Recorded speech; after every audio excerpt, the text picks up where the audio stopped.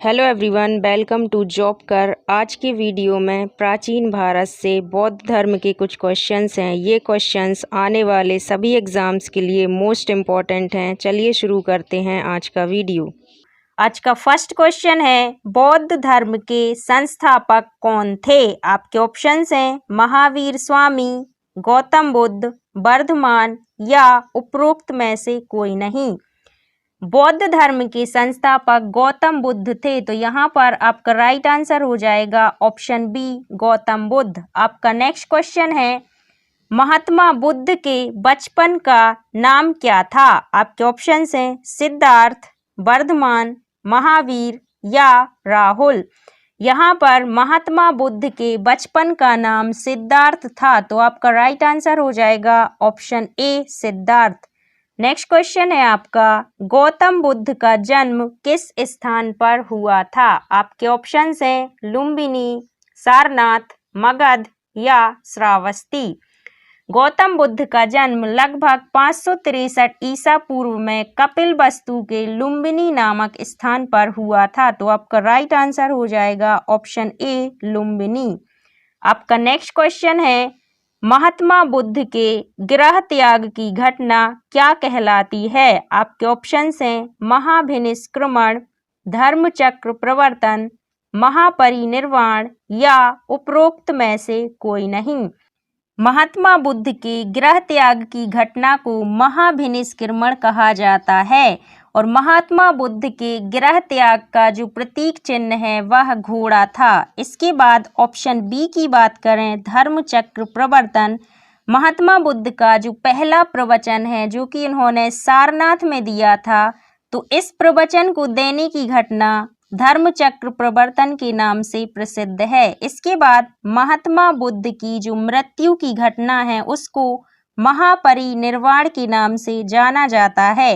ये तीनों most important हैं, तो आप इन तीनों को याद रखोगे। महाभिनिष्क्रमण महात्मा बुद्ध के गृह त्याग की घटना है, महात्मा बुद्ध का जो पहला प्रवचन था उसे धर्मचक्र प्रवर्तन कहते हैं और महात्मा बुद्ध के मृत्यु की घटना को महापरिनिर्वाण कहा जाता है। आपका नेक्स्ट क्वेश्चन है, महात्मा बुद्ध के प्रथम गुरु कौन थे? आपके ऑप्शंस हैं रुद्र करामपुत्त, अलार कलाम, महावीर या शुद्धोदन। महात्मा बुद्ध के प्रथम गुरु अलार कलाम थे। अलार कलाम के बाद महात्मा बुद्ध ने रुद्र करामपुत्त से भी शिक्षा ली थी, तो ये इनके दूसरे गुरु हो जाएंगे और अलार कलाम महात्मा बुद्ध के प्रथम गुरु थे, तो यहाँ पर आपका राइट आंसर हो जाएगा अलार कलाम। आपका नेक्स्ट क्वेश्चन है, बुद्ध ने अपना प्रथम उपदेश किस स्थान पर दिया था? आपके ऑप्शंस हैं लुम्बिनी, सारनाथ, मगध या श्रावस्ती। महात्मा बुद्ध ने अपना पहला प्रवचन सारनाथ नामक स्थान पर दिया था और इनके पहले प्रवचन की घटना को धर्मचक्र प्रवर्तन कहा जाता है। आपका नेक्स्ट क्वेश्चन है, बुद्ध के प्रथम उपदेश को क्या कहा जाता है? मैंने अभी आपको बताया कि बुद्ध का जो प्रथम उपदेश है उसको धर्मचक्र प्रवर्तन कहा जाता है। आपका राइट आंसर हो जाएगा ऑप्शन बी, धर्मचक्र प्रवर्तन। आपका नेक्स्ट क्वेश्चन है, बुद्ध धर्म में सर्वोच्च लक्ष्य क्या है? आपके ऑप्शंस हैं मध्यम मार्ग, निर्वाण, विनय या आत्मवाद। तो यहाँ पर बुद्ध धर्म का जो सर्वोच्च लक्ष्य है वो निर्वाण है। अब यहाँ पर बात करें अगर निर्वाण की, तो निर्वाण का अर्थ होता है दीपक का बुझ जाना या जीवन और मरण के चक्र से मुक्ति हो जाना। अगर हम अपनी लैंग्वेज में बात करें तो इसको कह सकते हैं कि मृत्यु की प्राप्ति को निर्वाण कहा जाता है। इसके बाद आपका नेक्स्ट क्वेश्चन है, प्रथम बौद्ध संगीति किसके शासन के दौरान आयोजित हुआ? आपके ऑप्शंस हैं अजातशत्रु, कालाशोक, अशोक या कनिष्क। यहाँ पर बौद्ध धर्म में अगर ये पूछा जाए कि कितनी संगीतियाँ हुई थीं, तो बौद्ध धर्म में कुल 4 संगीतियाँ हुई थीं। अब इनके बारे में हम एक एक करके जान लेते हैं। सबसे पहली संगीति अजातशत्रु के शासनकाल में 483 ईसा पूर्व में राजगृह नामक स्थान पर हुई थी। और मोस्ट इम्पॉर्टेंट है स्थान कि किस स्थान पर प्रथम बौद्ध संगीति हुई थी। यहाँ पर चारों बौद्ध संगीतियों के स्थान को याद रखना है। तो पहली बौद्ध संगीति राजगृह नामक स्थान पर हुई थी 483 ईसा पूर्व में, और उस समय पर अजातशत्रु का शासन था। इसके बाद बात करें जो दूसरी बौद्ध संगीति है वह कालाशोक के समय में लगभग 383 ईसा पूर्व में वैशाली नामक स्थान पर हुई थी। इसके बाद बात करें कि तीसरी बौद्ध संगीति कब हुई थी, तो पाटलिपुत्र में अशोक के शासनकाल में लगभग 255 ईसा पूर्व में तीसरी बौद्ध संगीति हुई थी। और स्थान आपको याद रखना है पाटलिपुत्र। मोस्ट इम्पॉर्टेंट है तीसरी बौद्ध संगीति कहाँ पर हुई थी, पाटलिपुत्र में। इसके बाद जो चौथी बौद्ध संगीति है वो कुंडलवन कश्मीर में कनिष्क के शासनकाल में हुई थी। यहाँ पर प्रथम बौद्ध संगीति का क्वेश्चन पूछा गया है, तो यहाँ पर आपका राइट आंसर हो जाएगा प्रथम बौद्ध संगीति अजातशत्रु के समय में हुई थी। आपका नेक्स्ट क्वेश्चन है प्राचीन रत्नगिरी महाविहार कहाँ है। आपके ऑप्शंस हैं बिहार, बंगाल, महाराष्ट्र या उड़ीसा। तो यहाँ पर जो रत्नगिरी नामक महाविहार है वो महाराष्ट्र में स्थित है। आपका राइट आंसर हो जाएगा ऑप्शन सी महाराष्ट्र। आपका नेक्स्ट क्वेश्चन है अजंता चित्रकला का संबंध किससे है। आपके ऑप्शंस हैं ब्राह्मण धर्म, जैन धर्म, शाक्त धर्म या बौद्ध धर्म।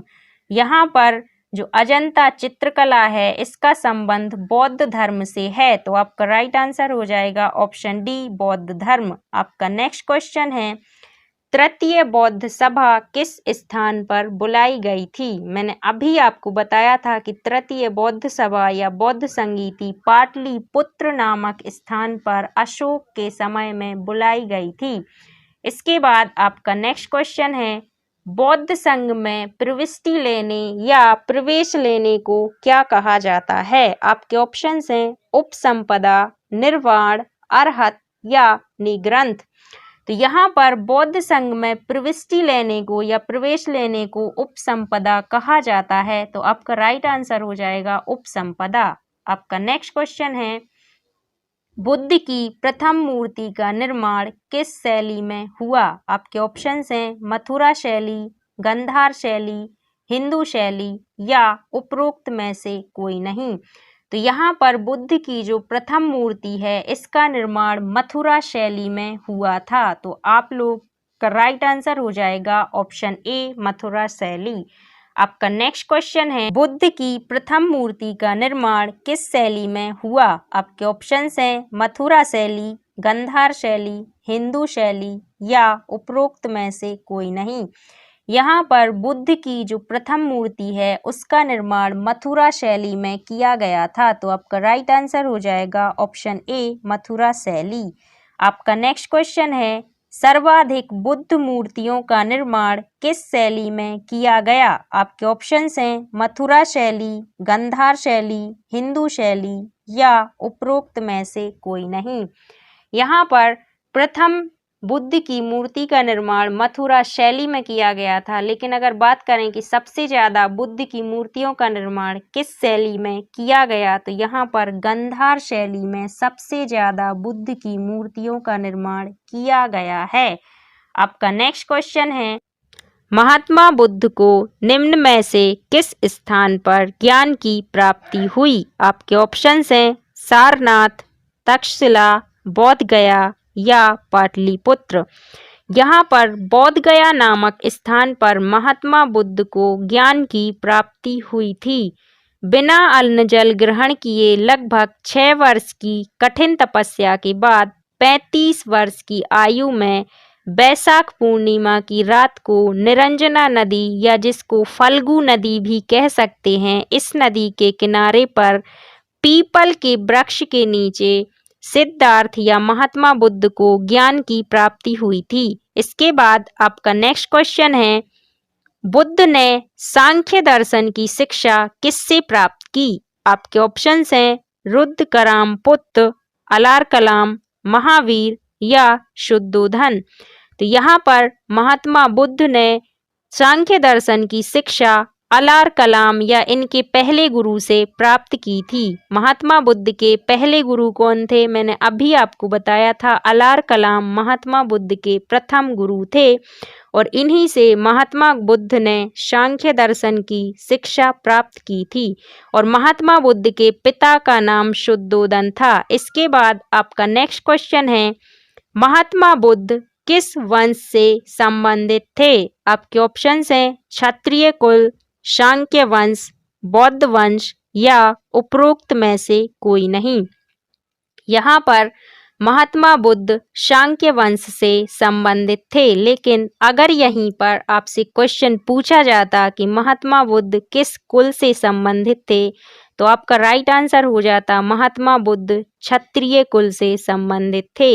आप लोग याद रखेंगे, शाक्य वंश के क्षत्रिय कुल से महात्मा बुद्ध संबंधित थे।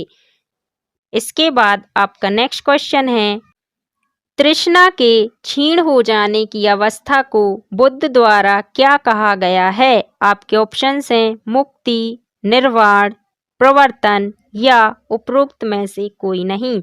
यहाँ पर तृष्णा के क्षीण हो जाने की अवस्था को बुद्ध ने निर्वाण कहा है, जिसको मृत्यु भी कहा जा सकता है। आपका नेक्स्ट क्वेश्चन है, बुद्ध ने सर्वाधिक उपदेश किस स्थान पर दिए? आपके ऑप्शंस हैं लुम्बिनी, सारनाथ, मगध या श्रावस्ती। बुद्ध ने सर्वाधिक उपदेश कौशल की राजधानी श्रावस्ती में दिए, तो आप लोग याद रखेंगे कौशल की राजधानी श्रावस्ती। इसके बाद आपका नेक्स्ट क्वेश्चन है, बुद्ध के जन्म एवं मृत्यु की तिथि को चीनी परंपरा के किस अभिलेख के आधार पर निश्चित किया गया है? आपके ऑप्शंस हैं रीतिपाल अभिलेख, कैंटोन अभिलेख, उपरोक्त दोनों या निम्न में से कोई नहीं। यहाँ पर बुद्ध की जो जन्म और मृत्यु की तिथि है उसको चीनी परंपरा के कैंटोन अभिलेख के आधार पर निर्धारित किया गया है। तो यहाँ पर आपका राइट आंसर हो जाएगा कैंटोन अभिलेख। आपका नेक्स्ट क्वेश्चन है, बौद्ध धर्म के त्रिरत्न में निम्न में से कौन सा नहीं है? आपके ऑप्शंस हैं बुद्ध, धम्म, संघ या दर्शन। तो यहाँ पर बात करें कि बौद्ध धर्म के त्रिरत्न कौन कौन से हैं, तो बुद्ध, धम्म और संघ ये तीनों बौद्ध धर्म के त्रिरत्न हैं। दर्शन बौद्ध धर्म का कोई भी त्रिरत्न नहीं है, तो यहाँ पर आपका राइट आंसर हो जाएगा दर्शन बौद्ध धर्म के त्रिरत्नों में से नहीं है। इसके बाद आपका नेक्स्ट क्वेश्चन है, किस बौद्ध संगीति के बाद बौद्ध धर्म दो भागों में विभाजित हो गया? आपके ऑप्शंस हैं प्रथम बौद्ध संगीति, द्वितीय बौद्ध संगीति, तृतीय बौद्ध संगीति या चतुर्थ बौद्ध संगीति। चतुर्थ बौद्ध संगीति के बाद बौद्ध धर्म दो भागों में विभाजित हो गया, जिनके नाम हीनयान और महायान थे। तो आप लोग याद रखेंगे, चतुर्थ बौद्ध संगीति के बाद बौद्ध धर्म दो भागों में विभाजित हुआ था और उन भागों के नाम थे हीनयान और महायान। आपका नेक्स्ट क्वेश्चन है, विश्व दुखों से भरा है यह सिद्धांत बुद्ध ने कहाँ से लिया है? आपके ऑप्शंस हैं वेद, पुराण, उपनिषद या गीता। यहाँ पर विश्व दुखों से भरा है इस सिद्धांत को गौतम बुद्ध ने उपनिषद से लिया है, तो आपका राइट आंसर हो जाएगा ऑप्शन सी उपनिषद। आपका नेक्स्ट क्वेश्चन है, निम्न में से एशिया का ज्योतिपुंज या इसको कह सकते हैं लाइट ऑफ एशिया किसे कहा जाता है?